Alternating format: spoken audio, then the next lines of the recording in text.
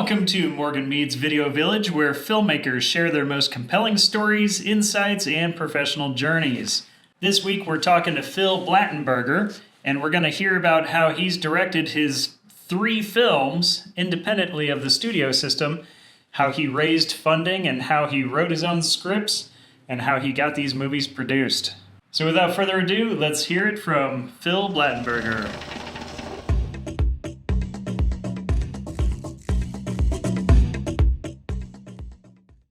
Phil, thank you very much for joining me. It's great, man. I got my cigar and it's warm out here in North Carolina. So good on all counts, man. I appreciate you having me on. Nice. Well, thank you for being here. So I want to get right to it. I want to hear about how in, 2016, you went from an anthropology master's degree to all of a sudden you're directing your first feature. And I'll say this too. Most people, when they direct their first feature, they try to keep it as small as possible, right? Like a very small, contained, maybe cabin in the woods or drama between a few people. You went for guns, explosions, helicopters, and shooting in Cambodia. Yeah. So let's hear how that happened. Yeah, man, really went for it. Well, I think prevailing wisdom is you shoot a contained concept, but for better or for worse, I was too stupid back then to heed such words of wisdom. So it started. I never went into it thinking I was going to do a film. The story of this entire trajectory has been sort of falling backwards and upwards into the next step very unexpectedly. And so, I was an anthropology major. I was working on a master's degree in Vietnam. I was over there studying. Without getting too esoteric, I was studying how the modern Vietnamese museums and memorials and sorts of things represented the war in Vietnam. From the Vietnamese perspective, and kind of how that's changed over time. It went from early on being "screw you, America" to you know what, the past is the past. We forget about it. There's a lot of economic interest involved and keeping things friendly. And so I was, sort of studying that change and how it was represented. It was really fascinating.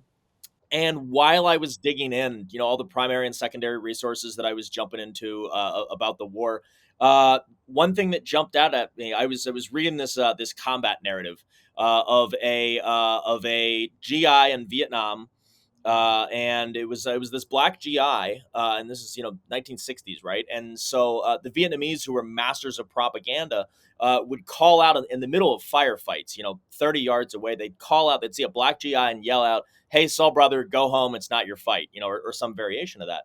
And it kind of struck me, you picture it's, it was a different time back then. You picture it's 1968. You're a black man in the trenches, and the one thing you've got in your head is, all right, everything's hell back home, but I got my brothers by my side, and we're all fighting a common enemy, right? But what do you have but your common enemy saying, "Hey, dude, people are back home like lynching your relatives and shooting MLK, and your white brothers back at your base are flying the stars and bars at Cam Bay just to piss you off after that happened." It's sort of the psychological toll that it would take on a soldier in the trenches there.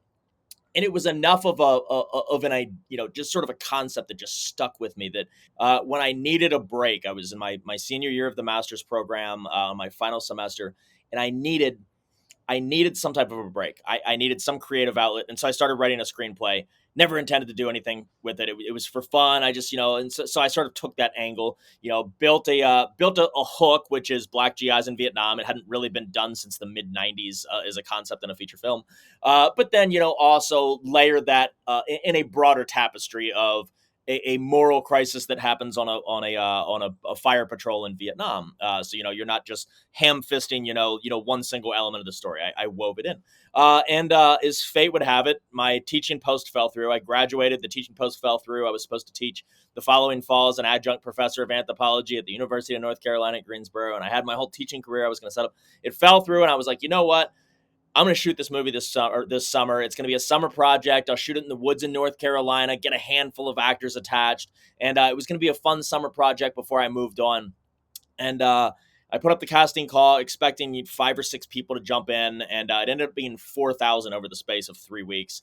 And that was sort of a raising of expectations. There was enough of a public response to this thing that ended up getting investors involved. I shot a teaser trailer, which I actually, or a teaser, proof of concept, I guess you call it. I actually advise against filmmakers doing that. I think most people kind of blow their load early. They get all the money they're ever going to get to make a film, spend it on the proof of concept, and they can't get money after that. But it worked out for me. That got investment involved. I quickly moved production to Cambodia. I figured, hey, if we're getting money behind this thing, it wasn't much, but I had connections in Cambodia, and I figured, hey, I can bring some production value to this, double for Vietnam, make it look good. And yeah, that sort of kicked off. What after that was this was 2016. This was going on, and we started filming in January of 2017 in Cambodia. Filmed out there for a few weeks, and then spent the rest of 2017. Me on one hand, pulling, scraping together a few grand in financing to go shoot the next weekend, and kind of cobbling the thing together over the course of 2017. And it ended up picking up a Sony Distribution deal over the following year. Ended up with every Walmart in the country carrying the DVD. Back before DVDs collapsed, and it was more than just 3 Marvel movies being sold at Walmarts and Targets. And yeah, it was a little shot in the ass for us, and it was kind of like, hey, we took this thing from concept to we're in Walmart, right? The crowning achievement of every filmmaker, you're in Walmart. And yeah, things just kind of picked off from there. But yeah, that was the origin story. I get that you were kind of adjacent to this story. You were doing all your research in Cambodia. No, sorry, in Vietnam. You were doing all your research in Vietnam, and this story just kind of dawned on you. But you've made 3 movies now, and they're all like kind of in the 60s era, and they're all kind of either military or police. It's like guys going after somebody.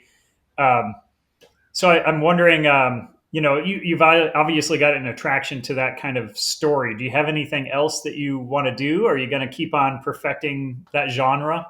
Yeah, that's a good question. On the one hand, I've noticed that kind of diving into my own films, there ends up being a pursuit arc in all of them, and maybe I need to talk to my therapist about that. I don't know. There's got to be something. There's got to be something laid in there psychologically. It keeps emerging as a trend in these things. But as far as the visuals and everything go, and the genres. I actually don't really care for action that much, to be completely honest. I don't really watch action movies just in general. The first movie was, and Point Man, this Vietnam film, was more of a drama, sort of woven into what had to be a sort of combat narrative, just by the nature of it. But I never looked at that as an action movie. That said, jumping into the second film, Condor's Nest, there was a sense of, okay, if I'm going to take the next step, putting these films together, get some real financing involved, I need to do a hell of a lot of consumer research, figure out, what's selling, and then, build something out that I can attract names to. And the obvious answer was, if you're making a B budget film, it's got to be a B budget action movie, right? It's either that or horror. And I'm not into horror. It's never been my thing. And so I was sort of forced by just consumer demographics and market forces to make something that was going to be able to be sold. And unfortunately, dramas ain't it.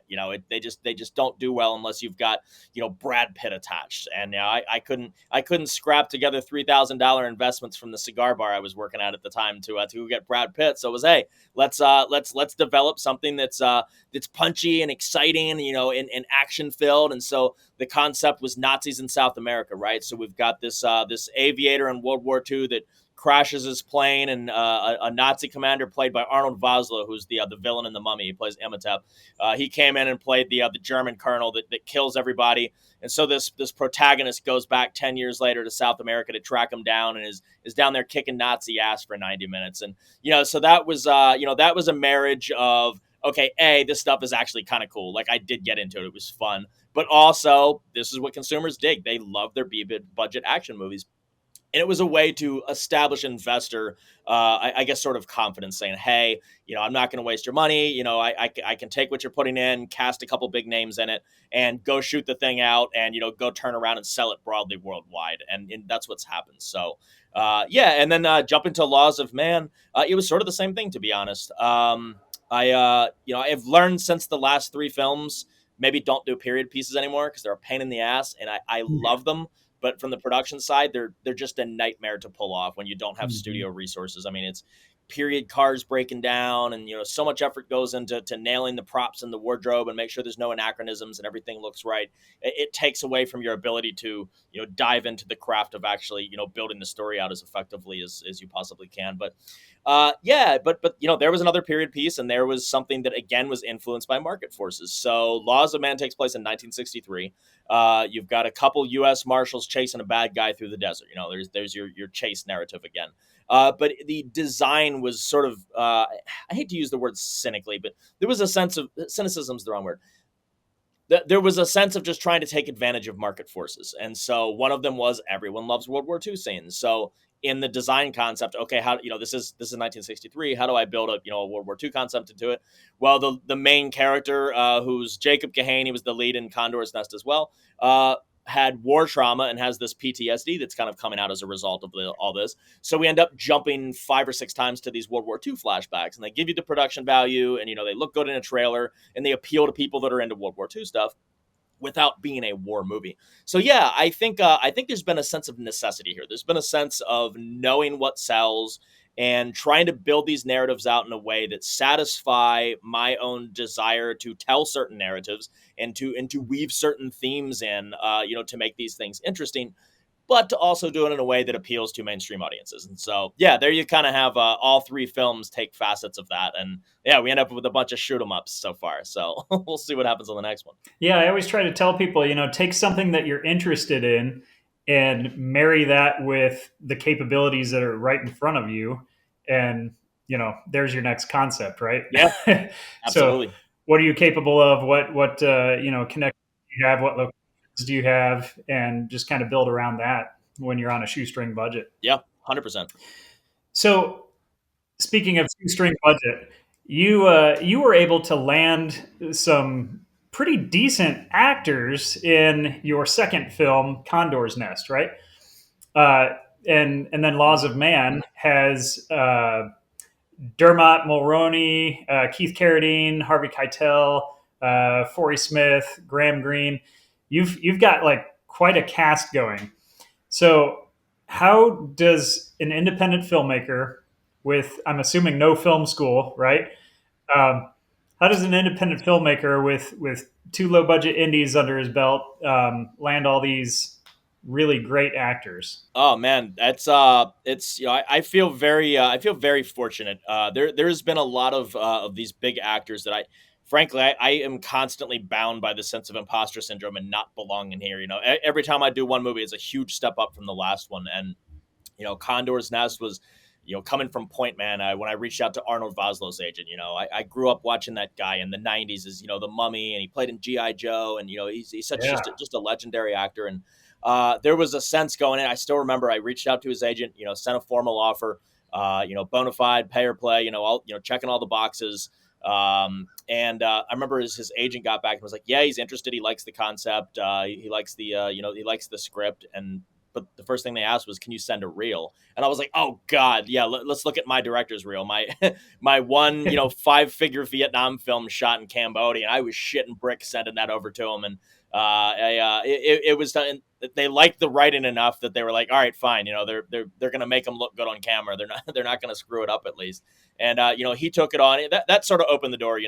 When you get these big names attaching to unknown filmmakers' projects, especially when they don't have big budgets behind them, usually everyone wants someone else to jump first. So there was like several months of back and forth, kind of pitching people and kind of working through the list, for all these different characters. And we put out offers to 6 different actors for 6 different characters, and then Arnold Vosloo was the first one to respond and take that role. And once that happened, I think a week later we had Michael Ironside sign, because then we could return back and say, hey, Arnold Vosloo's on this now. Do you want to take it? Boom, you got Michael Right. Ironside. And then Bruce Davison, who's an Academy Award nominee, signed on next. And, Yeah. so then we were able to go and say, hey, Jackson Rathbone, Academy Award nominee Bruce Davison's in this. Arnold Vosloo, Michael Ironside, you want to come play? Yes, boom, got that done. And, we attached Jorge Garcia and James Urbaniak, who's one of my longtime favorites. He was known for a couple of sort of obscure films back in the early 2000s, and has just done amazing things since then. We pulled him on, and it was awesome.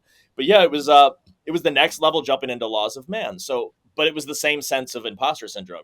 Okay, I had worked with names up to that point, and I had a great director's reel coming off of Condor's Nest now. But then it was like, oh my God, but I'm going for, and this is not to say that, actors are on different levels than each other, but in my head, going after Harvey Keitel, he's in high demand, right? I mean, the guy's Academy Yeah. Award nominee. He's a living legend. He's a household name. And there was a sense of, all right, this is the big fish, right? And that process was a fraught with peril and fraught with my own imposter syndrome, but at the same time validating, because what drew him to the script and eventually the reason that he accepted it was we offered him a lot of money for one, but then he loved the script, so he plays in Laws of Man, this sort of this very strange esoteric, I describe him as a proto hippie in my head. This is 1963. He's the original hippie. He comes out of the beatnik movement, and his backstory is it doesn't come out in the actual script except in Easter egg moments where you hear him quoting certain things. But he was teaching Allen Ginsberg back in the day, and he was sort of Jack Kerouac's father figure. He's just this really esoteric guy that does not belong in an old Western town in 1963, right? And I think the visuals and were interesting enough, and the character had enough layers, and the dialogue was just freaking weird, but exactly the right type of weird. And Harvey latched onto that and said, "All right, I'll come to it." And and there again, once we got Harvey, everything else fell into place. Keith Carradine, who I can't say enough good things about. I absolutely love that guy. He was with Harvey in The Duelist in, I think, 1965. They were both in their 20s at the time, and they did that film together. And so Keith was like, Harvey, yeah, hell yeah, I'll come do this film. And so Yeah. he plays a fun role. He's got some very unique visuals in the film. I'll say that. I don't want to give too much away, but he's got some very unique visuals that don't appear in the rest of what seems like a straightforward neo-Western, but takes some weird turns. And then everything else was just kind of stacking on after that. Like I said, it's a lot easier when you have a couple names attached to go after some of these guys. So Forey J. Smith, who just a great guy, so much fun on set. Big, tall, 6'3" cowboy. I mean, the man's a cowboy through and through. Right.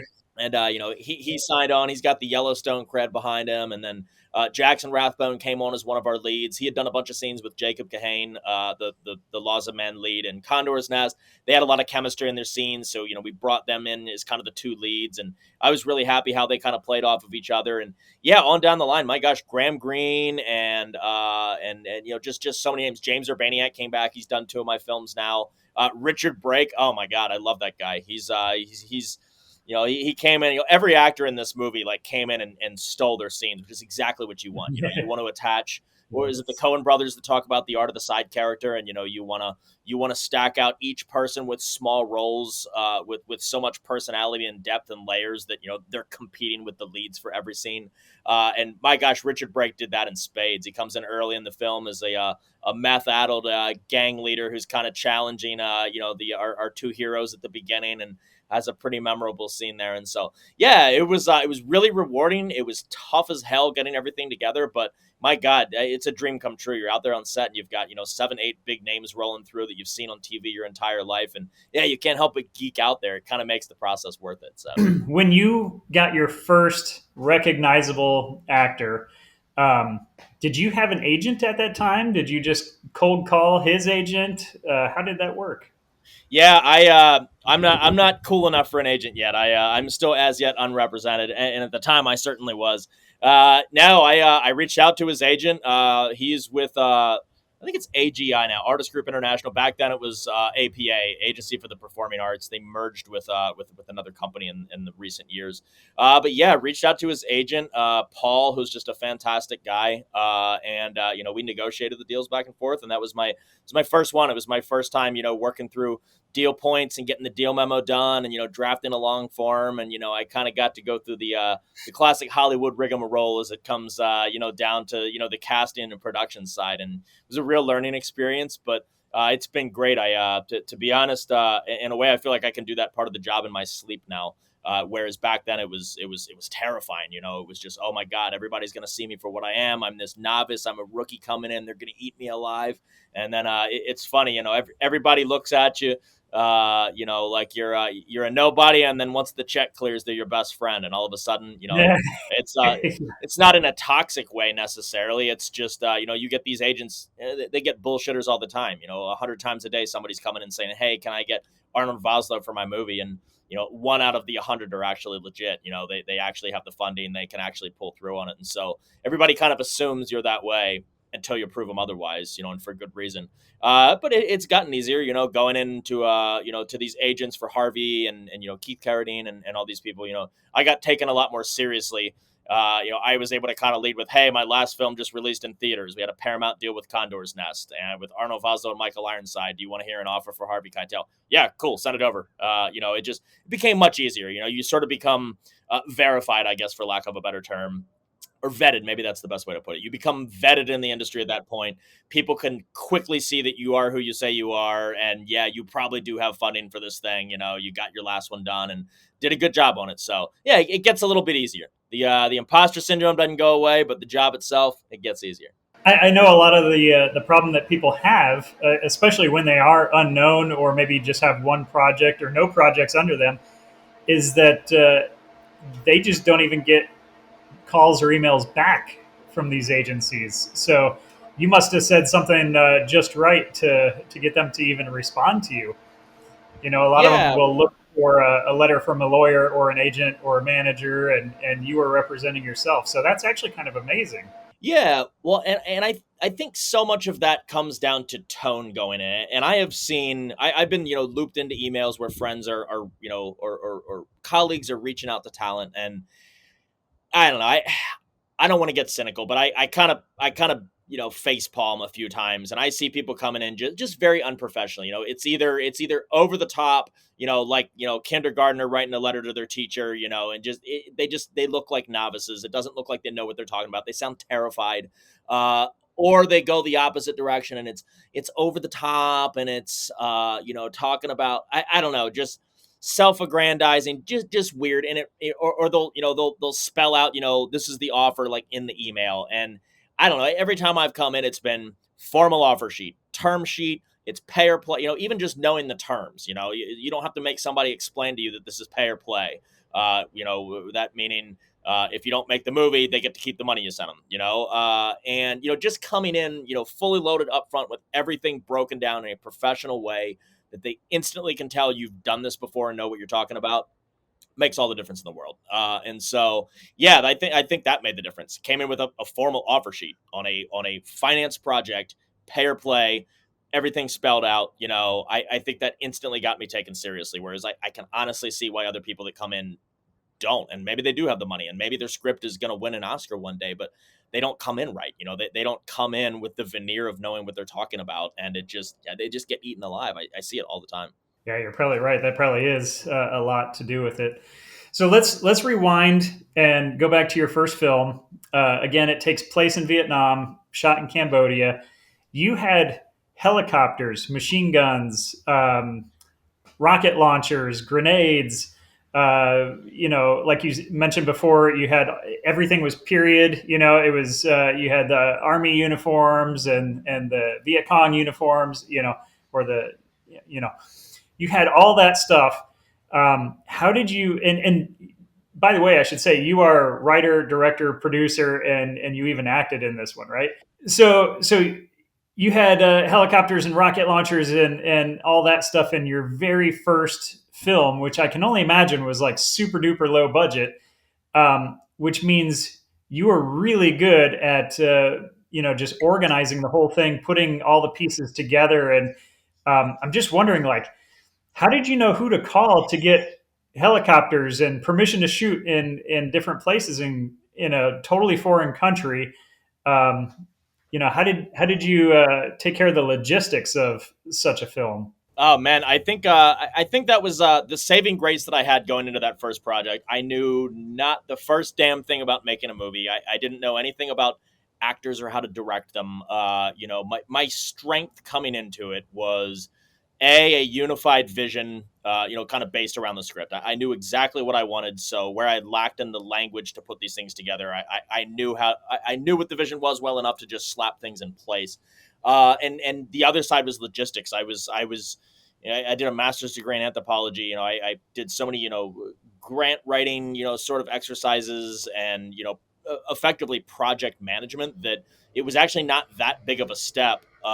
Jumping, I managed bars before that, right? So working on everything from supply chains to grant writing, helped with investment to project management, helped with finding locations and dealing with administrative paperwork and the gap that remained, a lot of it was just old fashioned walking out and, figuring stuff out. So, Cambodia, I got out there. I had all my carefully acquired, fake weapons. They were all, airsoft or, high quality, replicas. And I mailed them off to Cambodia and got to Cambodia a week before production. And somebody in the Ministry of Arts and Culture forgot to file the paperwork, clearing them to come into the country. And so they were stuck in a warehouse. And I tried everything I possibly could. I spent days drinking heavily and keeping my face out of my hands the best I could. And I was trying to pay off people at the airport, slip people $100 bills and do everything I could to bribe somebody to hand that damn box out the back of a warehouse to me. And all my efforts fell short. And at the same time, 3 days before the day of the opening day of principal photography, right in the middle of this, I got a call from one of my actors at the airport in San Francisco. They were all getting ready to fly out to Phnom Penh. And very long story short, none of them could get on their flight. There was a weird visa thing going on with China at the time, where there was a new transit law that allowed you to transit free through China, but it turned out it was only within a 72-hour period, and theirs was like 74 with layovers from start to finish. And it was, or no, sorry, it was 24. I thought it was 72, but if it's more than one layover, it drops to 24, and theirs was 26. It was something like that. So they couldn't get on flights, and I almost scrapped the damn thing at that point. But I was like, nope, got investors' money involved. I'm too far in, and so ended up just buying everybody new flights. That bankrupted the production. I had to call in some favors, and at the last minute, they were a day away from landing. I was like, all right, I got to make a move. And I contacted my line producer for a production company that was helping us out there. And I was like, look, here's the situation. We got to figure something out. So last ditch effort, he drove me out about 60 kilometers west of Cambodia, or west of Phnom Penh, to a Khmer National Armed Forces base, the Cambodian Army, on a base. It was like a scene out of War Dogs. I was walked into this warehouse in the middle of the jungle, and 3-star Cambodian general pops out of his hammock, puts out a cigarette, starts popping home crates of old Vietnam era surplus that had been captured from the U.S. and somehow ended up in Cambodia. And it was M16s and the Big Pig, the heavy machine gun, and the AK-47s, and he started offering, $60 we can throw a grenade and actually blow something up for you. And I was like, no, I don't need all that. But eventually, I struck a bargain for $1,500 and a box of cigars. And they rented me for 2 weeks, all of their Vietnam era surplus. Had 2 people that we hired as part of them, $15 a day for each of those guys, which is a great salary by Cambodian standards at the time. They would come onto set and, they would remove the bolts from the weapons at the top of each day and, do inspections and hand them off. And they would stop traffic at either end. And we shot the entire damn movie, for the Cambodia portion anyway, on this military base that had just a lot of little complexes and areas that we wouldn't have otherwise gotten access to. And happily cleared of unexploded ordnance. We knew that was the case too, so that was a little added layer of comfort. But yeah, that story is sort of, I guess a good example of the hustle and grind. Coming from the indie side, you have to be able to do on this. You gotta make your own luck. You can't fold if something falls through. It's just you go out there and you just figure it out and you make it happen. And I think that's reflective of the indie grind and the hustle. And honestly, that's something that hasn't ended. Thankfully, I haven't had to bribe too many people since then. But it's there's still the same mentality that has come into these things. From Condor's Nest to Laws of Man, of having to go out there and make your own luck and just figure shit out. So yeah, it's been a wild ride. Yeah, man. I think one of the most important skills for an independent filmmaker is just knowing how to pivot, because you will have locations that give you trouble. You will have actors that bail on you. You'll have, cinematographers that get in fights with ADs and sound guys that throw fits, and, things happen, Yep. man. It'll rain when it's supposed to be sunny, and you got to pivot and you got to figure it out. That's Hmm. crazy though. That's super amazing. It almost was like some sort of kismet thing that you almost shot the film with airsoft, and then you ended up with actual period weapons from the war that you were trying to represent. That's actually the most amazing thing that could have happened to you. Yeah, it was pretty wild. I think there's something in that. You bust ass and you go out and put forth that type of effort. It kind of comes back to you. You often, I don't know how many times it's happened to me where the change of plan ended up, it was a disaster at the time, and you end up finding something 10 times better, and ending up with better results because you're willing to hustle and not compromise. It would have been easy to take the easy way out and compromise and do a rewrite or something. It's like, no, you stick to your vision, and you find a way to make it work, damn it, or you go home. And I wasn't going home. So yeah, I think that mentality carries you far. Let's continue that line of thought with your second film. One of the big featured set pieces was a B-17 bomber, and rumor has it you actually built this thing over the course of like a year, and then shot the interiors in a real B-17. Can you tell me about that? Yeah. Yeah, man. Geez, that was it's something I'll never do again. I've got no regrets about doing it. But I going into my second film, I knew I needed to up the game. I knew to get real finance involved. I needed to be able to exhibit, good production value on this thing that far exceeded what we had on Point Man, and I was unsure about even getting real finance off of that. So I kind of at the time was hoping that maybe this elaborate set would be interesting enough for a name talent, to be the first well known name that I've ever pulled in a film that might say, oh, this is cool as shit. I'll come play out there. And so I devised this plan to have the opening scene of Condor's Nest. So I mentioned the plot is a guy's entire squad gets killed at the or flight crew, I guess you'd call it, gets killed at the beginning of the movie. He's the lone survivor, and he goes back on a revenge tour later in South America. Well, the stage for that opener was a B-17 bomber, a big heavy bomber, kind of icon of World War II in the European theater, gets shot down in a field in eastern France, and the Germans show up. And the reason the main character survives is he sneaks over to this old French farmhouse and has a sniper's nest in the roof, and ends up chickening out and not taking the kill shot. So he's ridden by guilt. So it sets us up for this great sequence of arcs. But to do it, I needed a crashed B-17 in a French farmhouse, and they don't just sell B-17s. So I ended up I spent about 6 months designing it. Literally took an old 132 Revell style plastic airplane model, and had a pair of fine calipers, and was just measuring, all the circumferential stiffeners, and all every measurement on the thing possible, and then built it from the ground up like a deck. I slept in a mule barn out on the property where I was building this thing out in eastern North Carolina. Had a hammock from Brazil that I slept in. Froze my ass off at night. Sweated my ass off in the summer, battling ticks and hornets and God knows what else out there. And it ended up being about 2 years. And this was it bridged COVID, so I got the plane pretty close to done over the course of a year. And I had people popping out to help now and then. One of my producers, Jake, was out there helping, and he ended up starring in the film. And I had financiers that would pop down for a day and lend a hand. And there was so much interest generated from this. From museums. So I had a gentleman from a museum down in Georgia actually drove up and gave me the nose canopy, which there's a finite number of those things in existence, and they just don't exist. And he gave me one. And they loaned us engine cowlings, so the round sort of things that sit in the front of these four big engines that I couldn't possibly manufacture myself. I spent months trying to figure out how to make it happen, and they got loaned to me. So and then I was able to buy old propellers from a crashed bomber. So I literally had a bent propeller from a B-17 that crashed on a runway, set up on this thing. So it was this massive, massive, massive undertaking. I sacrificed 2 years of my life doing it. And then building this farmhouse, it was the same thing, building it from the ground up, slapping the stone on it, and the cement wadding, whatever you call it, goes between it. And it was a massive, massive undertaking. I questioned many times whether it was worth it. Didn't have a personal life for those 2 years. I was bartending still, so I would drive back for a shift, work all weekend, and then drive back and sleep 4 days in the barn and build for 4 days, and then go back and try to raise a kid during this. I mean, it was mayhem for 2 years, but the end result was the hustle paid off. People who watched, the work over the years that had kind of quietly watched, what happened with Point Man.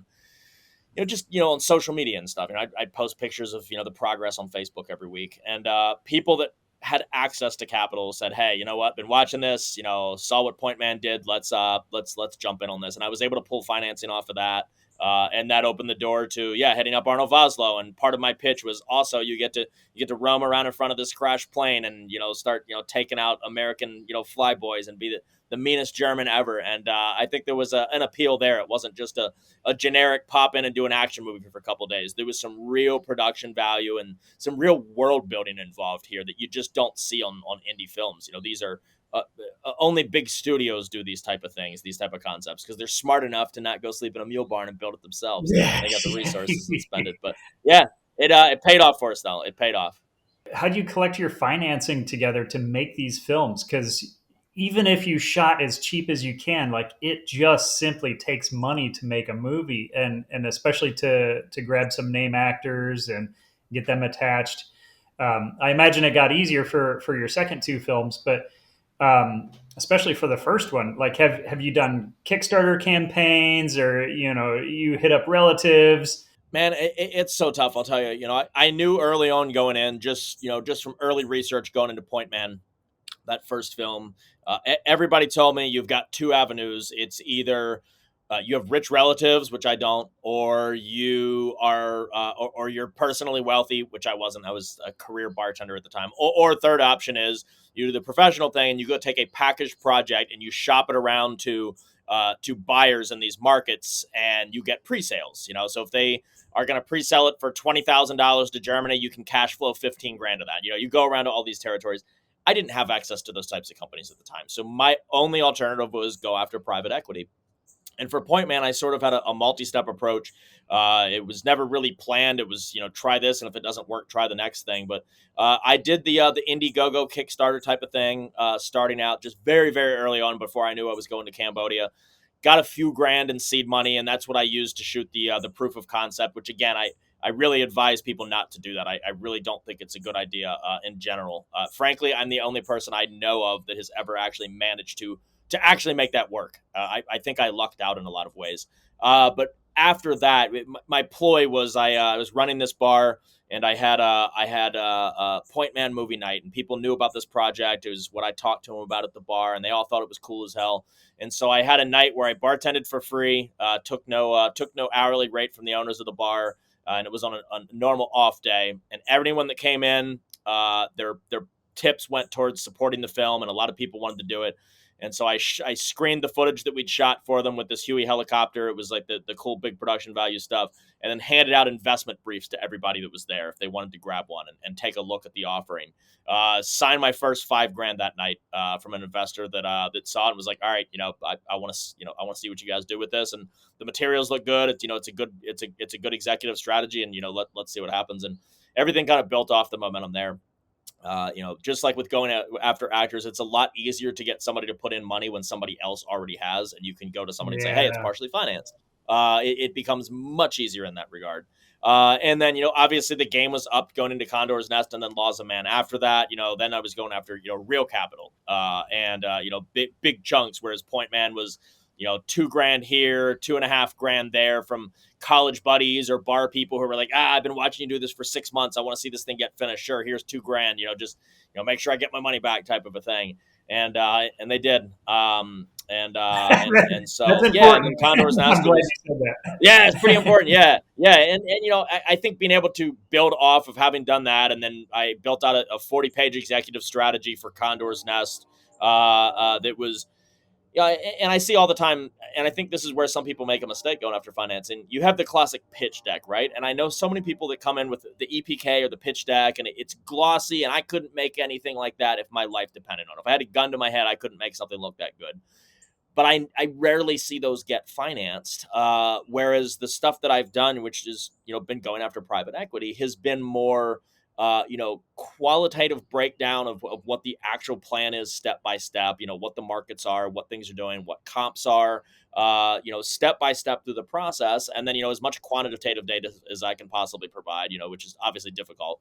But I have gotten great results from that because it's a chance to it's a chance to show that you know what the hell you're talking about. If you can write fluently without sounding like a used car salesman for 40 pages about what you're doing, then people are more likely to take a chance and say, all right, this sounds like somebody that can actually answer the questions, knows what the risks are, and what the liabilities are, but what the upsides are, and so excuse me, and so on, as opposed to everyone I see comes out with these glossy EPKs, and it's like, oh yeah, here's a glossy 8x12 of the producers and the directors, and it's like, oh, and we're gonna here's a picture of Brad Pitt who we could cast. You're not gonna get Brad Pitt, come on.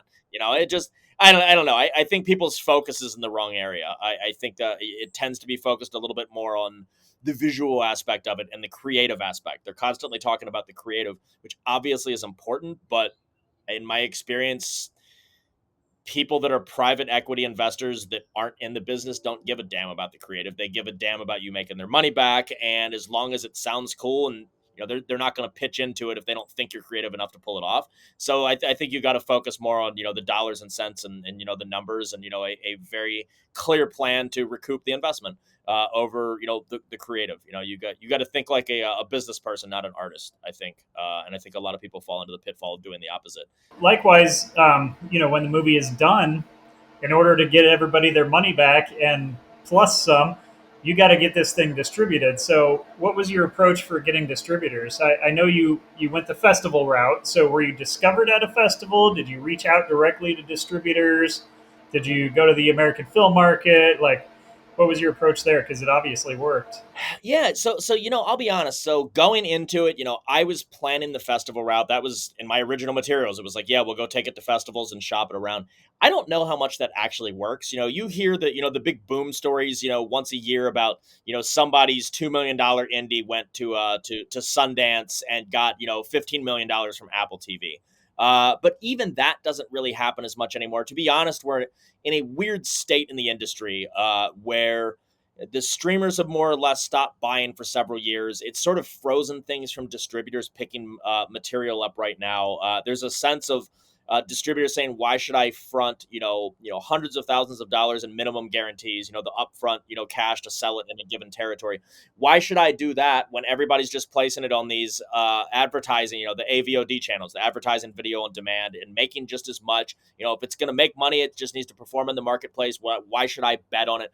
That mentality has been pervasive, especially in the last year, to the point that any answer I give is more of a historical answer about how it used to be.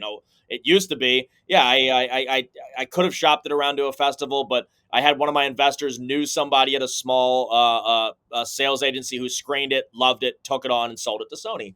And then I came into Condor's Nest about the time as things were collapsing. But I hired on a consultant who became our producer's rep and shopped it around and took it to Voltage Pictures. They were the company that they won an Oscar for Dallas Buyers Club, several actually, and did a handful of really notable films in the early to mid 2000s, early 2010s. And they sold it. And, I have been fortunate in that I was able to kind of get going before things kind of went to hell. And I'm with Film Mode now for Laws of Man. Wonderful, wonderful sales agency. Just incredible group of people. The head of it is Clay, who heads up the IFTA, International Film and Television Alliance. And so, I've been able to kind of work my way largely through networking, which is a term I often poo-poo, but it kind of worked out for me, into some of these connections. But it is increasingly difficult now because nobody wants to put up anything for films these days. It becomes a game of putting it out there, letting the market dictate what it does. But no companies want to make a guess on what that happens. Everybody's P&A analysis for the last 5 years have just gotten crapped on, and so nobody wants to take a chance. So it's a weird game, and the industry is kind of grappling with itself right now, figuring out what that's going to look like, in the coming years, in the coming decade, as far as how films are bought and sold. So I don't know, I can give you like I said, I can give you an answer of how I did it, but it's honestly kind of irrelevant as, now, as far as, most people making films now are concerned, because the game has just changed so much. So yeah, I don't know how useful of an answer that is, but yeah, I came into this like right as things were changing, and it's worked out for me, but it's tough right now. I think the best thing now, and you're seeing what most people do, is they're actually pulling on producers reps who can effectively come in as a representative of that film and shop it around to these connections that they have already built, and can work it into the lineup, into the slate of an existing sales agency, or direct to a distributor, to different distributors around the world. And I think that's kind of the model now. I think that's what people are looking for, is producers reps to shop these things around. Is you just get eaten alive if you go try to take these things yourselves out. It's a bunch of sharks out there. So Well, so it's funny that you say all that, because it really mirrors my experience back in 2008. I was trying to shop a film around, and I went to the American film market. I went to film festivals. Nothing happened. People pretty much wouldn't even talk to me at the American film market, because they have very limited time, and they're doing these 5-minute quick talks with people. Just in and out, in and out. But I ended up getting distribution through a sales agent. So it really sounds like that's maybe the tried and true method. Just find a sales agent, somebody that's got lots of connections, and if I you, think so. Well, yeah, distributors, and you can't blame them. Some people call it gatekeeping. I don't really think it's that. It really boils down to, if a distributor goes up to a booth at AFM, the American Film Market, and they, somebody's selling their film. Distributors have been burnt so many times on, okay, I signed the deal with them, and it's like, okay, now it comes down to delivery, and they got to deliver the legal and paper assets, and they got to deliver the physical assets. And these distributors are constantly having to chase people down and say, hey, I need this by this date, I need this, I need this. And you go add 10 films like that on a slate, it's just a pain in the ass. You're chasing people. You're missing your deadlines. It's a nightmare. You're not getting what you need. Whereas with a sales agency is not going to hand it off to a distributor or sign that contract with a distributor until they've already handled making sure the filmmakers and the producers have all their delivery materials in place. And then at that point, the distributor is not dealing with a rookie filmmaker, a novice filmmaker that doesn't have their shit together. Trying to deal with the financing statements and all these things. They're just going directly to the sales agency, who they have an established relationship with. So yeah, I think people balk all the time about paying a sales agent 15% of domestic and 25% of international, or whatever the terms are, the big expense caps that they have up front to go market and push these films. But I don't know. I mean, to be honest, there's so many films that just don't get picked at all by distributors, because the distributors don't want to deal with that. And it's like, right. would you rather have 10% taken off of the money you're making, or would you have 0% taken off of your $0 you made? At the end of the day, Right. it's a business. You gotta you gotta spend money to make money, and that's kind of an adage that applies here. So yeah, I think sales agencies are they're invaluable in my opinion. I've never gone without one. So, do you think too? Do the sales agents go up to bat for you when it comes to getting paid from distributors? Because a lot of independent filmmakers never get a dime from their distributors, because they'll cook the books and say, oh, we spent 20 grand on marketing and we only made 15 grand, so we're still five in the hole. Do sales agents help with that and kind of go up to bat for you? Yeah. In my experience, yeah. I mean, I think like any company in any business, any business you're in, you can get burned by some type of a rep, and that's the case with sales agency. And I think I think that's one of the invaluable parts of having a producer's rep on your team, somebody that's going to shop the project around to reputable companies that report on time. And I always tell people I work as a producer's rep, essentially as a consultant on the side between films. And I always tell people, don't sign the damn deal unless they agree to let you work in an audit clause that effectively says that once a year, at your own expense, unless they screwed up, you can go audit them. You have reasonable access to their books and their reporting. And if they're in default by more than 5% or something like that, they owe you the proceeds back plus 20% plus your audit fee and so on. And so I think having companies that are willing to build in transparency is really key there, and having somebody that can take you to those companies is really key there.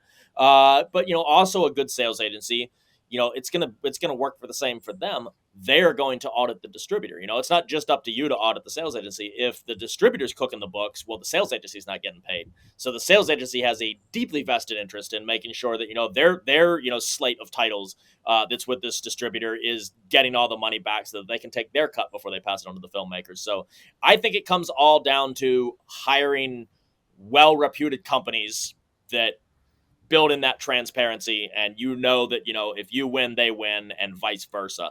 And I think that's kind of key to it. And I've never had a problem.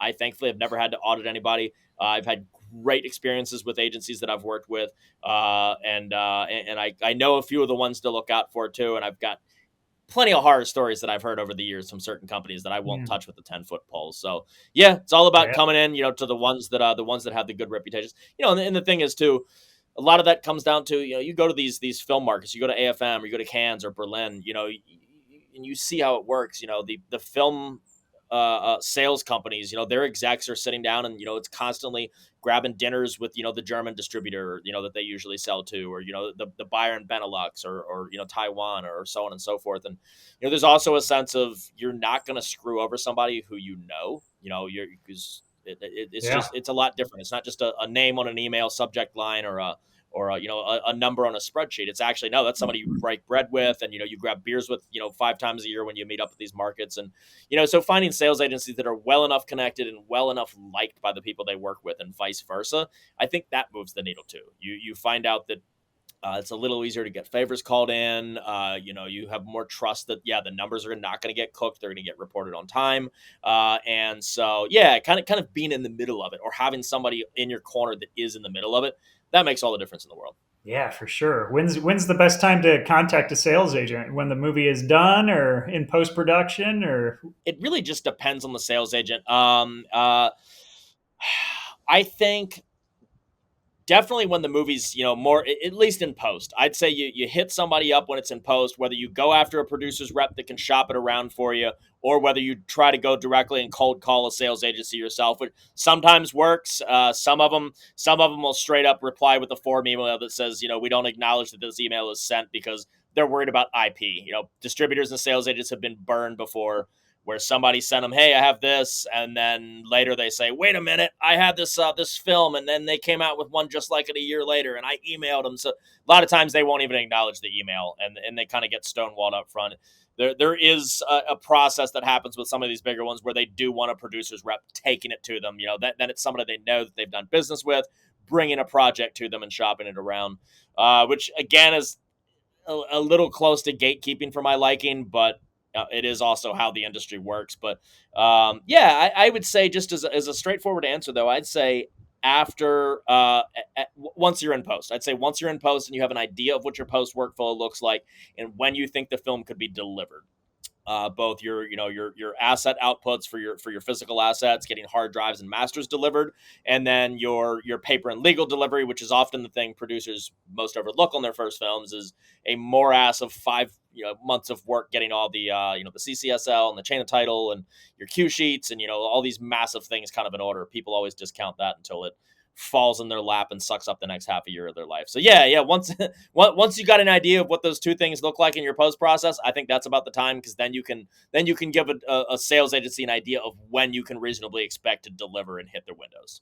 a lot of directors have kind of their own. Directors have their own brand of directing. Each one's different.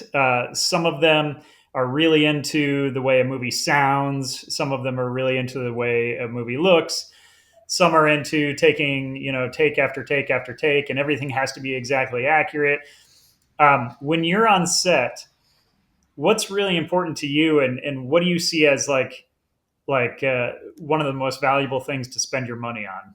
Is it production design? Is it the camera itself? Is it you know props and sets? Is it the music? What do you think is like the thing that makes the film? That's a great question. So I always I never have a cool answer for this question. I feel like it ends up getting tied into a director's style or preference. And to be honest, I didn't come up the industry ladder. I didn't go to film school. So much of my approach has just been based on pure practicality, that I feel like I'm just now getting to unleash real creative kind of tentacles out there, and kind of manipulate worlds to sort of match what I want out of something.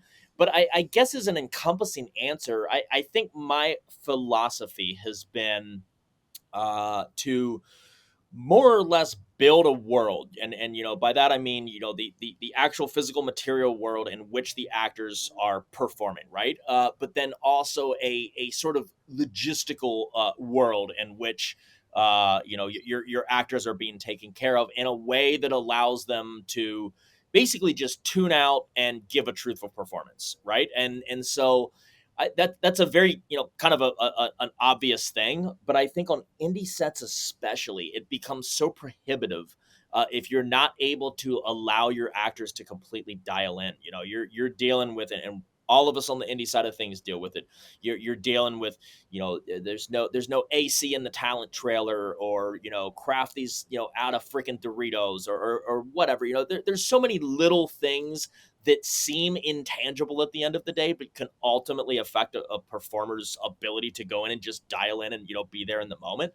And I think I have maybe to a fault, I have put an outsized amount of effort on myself as a director, wearing a hat as a producer as well, on essentially eliminating every possible distraction. So when I've got the actors on set, they are free to be in the world in that moment, existing exactly as they want to at that moment in time in their head, and acting truthfully within it.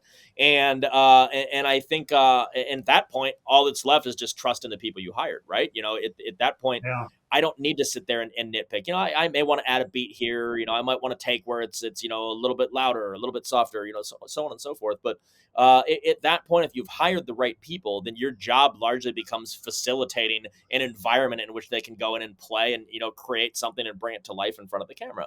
And so, yeah, that's probably not the most exciting or insightful answer as far as the creative or directorial side goes. But I think, speaking from a practical perspective, from coming from the indie side, is the producer, against which all things are constituent. You're making your own luck. The director doesn't get to blame the producer if something's not right, because you're the freaking producer too, right? So much of it is angled towards that. That I think that'd be the answer that comes off the top of my head that I would give, is fostering that environment above all. Then you get to be creative. I can't see you directing something on a blue screen stage. Then doesn't seem to fit your No, personality. I don't think I'd ever want to. No, it Yeah. doesn't appeal to me. So you do a lot of work on actual location, and you've been all over the map just filming your films. How do you secure these locations? Like, do you have to visit them first? Like, how do you even know that they're there? Yeah. And it differs from project to project. I have made very, very good use of Google Maps over the years. So Laws of Man, I did all my pre-production or development really looking at just scanning Google Maps, and in New Mexico, and seeing if locations existed, and they have all these scenes where there's country roads. So taking advantage of, okay, where's a remote country road? Where could there be an ambush spot? Are there any structures nearby? Is the road dirt? Is it paved? Sometimes you can jump down on the street view and actually, drive around on your computer and see what's there. Um, Interior photos of bars, and exterior photos of motels. I've been able to make great use of that over the years. I've also found that is someone who travels extensively just for fun, I've ended up filming in a lot of places where I had been before, and then kind of tucked it away in the back of my head as that'd be somewhere to film at some point. Condor's Nest had a lot of examples of that. I had been to Peru multiple times. I wrote part of the script in Peru. Figured it was Nazis in South America. I figured I'd go finish the script down in South America. Sort of a poetic thing, and very self indulgently, I wrote the final line of the screenplay sitting atop Machu Picchu in the Incan ruins, and that was a cool little thing. But I'd been to Peru enough times that there were places kind of logged in the back of my head. So in Condor's Nest, the establishing shot of South America, once our main character kind of flashes back to the present, the big World War II opener with the crashed plane was this fever dream that he was having, and he snaps back to the present, and he walks down this big hill, and it's this big kind of boom shot rising up, and you reveal all of what's supposed to be Buenos Aires, Argentina in 1954. But it's this hill in Peru where I had stayed in a hostel in 2011, 10 years prior. And I remembered that hill, and I remembered the vista, and we got there, and it hadn't changed. Just had to kind of shoot around some power lines. We shot the thing out. And there's a scene where Heinrich Himmler, who is a spoiler at this point, but who cares? The movie's been out for a couple of years. Heinrich Himmler is actually alive. We have this third act twist, And there's this cutaway sequence where where we have a voiceover explaining that he actually faked his own death and fled to South America. And we have this epic shot on these sand dunes overlooking the Pacific, and the camera pushes, and the Nazi flag flies back into the camera and dissolves, and it's super cool. But that came about because I'd visited that in also 2011 on these sand dunes in Paracas, south of Lima, by about a 5-hour drive, and I knew it was there. And so I didn't have to scout it. I just knew the sand dunes were there. So we drove 5 hours for our B-roll session down in South America. Walked out there, had a Nazi flag folded up in my freaking underwear in my bag so nobody would find the thing, and looked around at all sides. I was like, nobody's here. All right, get it up, get the shot. All right, and then burn that thing. And so a lot Somebody of with an iPhone in the background is like, oh my God, there's a Nazi flag. We're like, oh, we're going to turn around. It's going to be a tour bus pulling up and then just noping out of there. Oh, no. Oh, man. Yeah.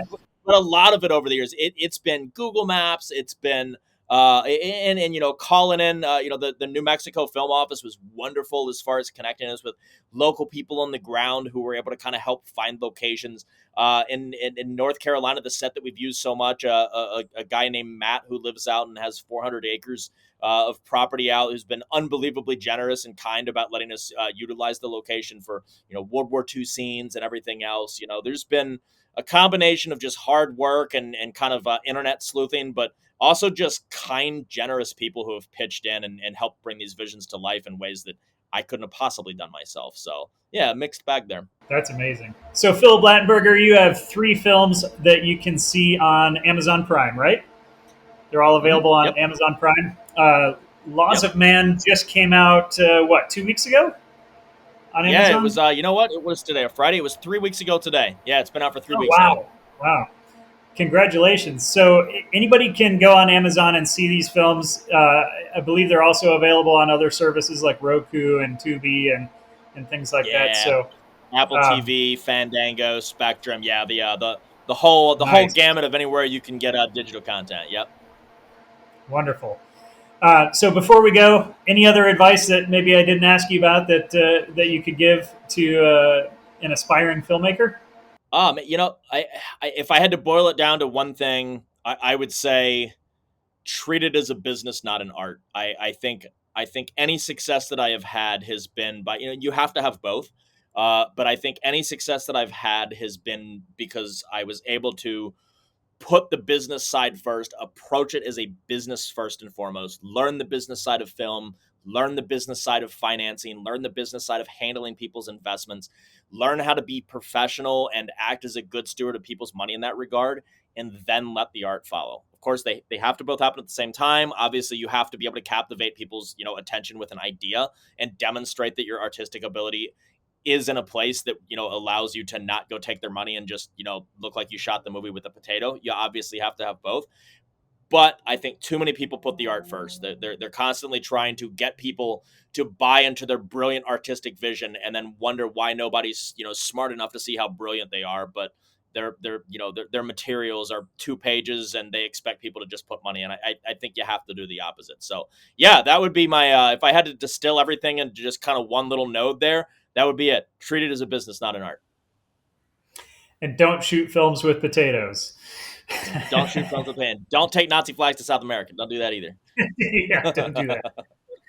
Phil, it was so awesome having you on. Thank you so much. Yeah, man, it was my pleasure. Thank you so much. I appreciate it. I hope to be on for another one.